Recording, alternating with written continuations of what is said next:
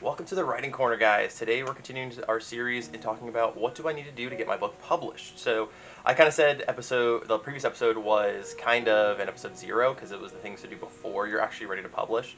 So let's assume going forward the book is finished, okay? So you have finished your book, you are ready to go, manuscript is finished, and what do you want to do first? So the very first thing I would do once I finish my manuscript is I would get on the Library of Congress's website and get that document, that manuscript, copyright and get it protected, okay?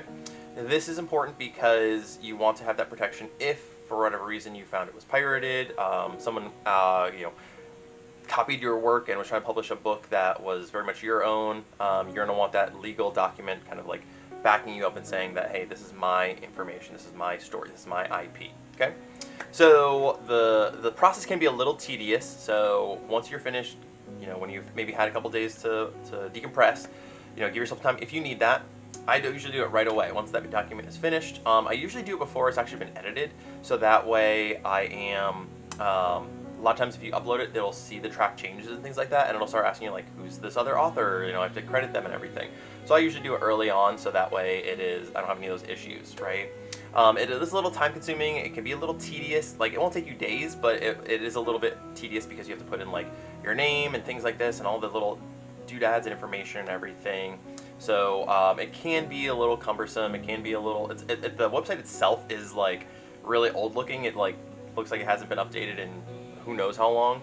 So it's not very sleek, but it's an important thing to do to make sure you're protected and covered if someone did copy your work and try and publish it. I have heard from a bunch of my indie author buddies on social media and other ones that I've talked to personally that they have had issues where the title of their book is very similar to somebody else's book that's putting theirs out, and they've been accused of copying their work, right? So saying like, hey, here's my copyright date, here's my receipts, my work is my own, my work is original, I didn't copy yours.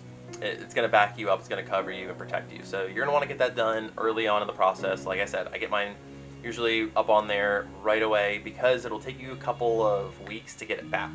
So you can get on there and check like the progress where they are on it, but they'll eventually send you a letter and it'll have your copyright number and all that stuff so that hey, I'm covered, I'm protected, and so save that document so that you're ready to go come publishing day. So that'll be your first small but still important step in getting your book published and getting it on there for publication day. Okay, so I hope this is helpful for you guys.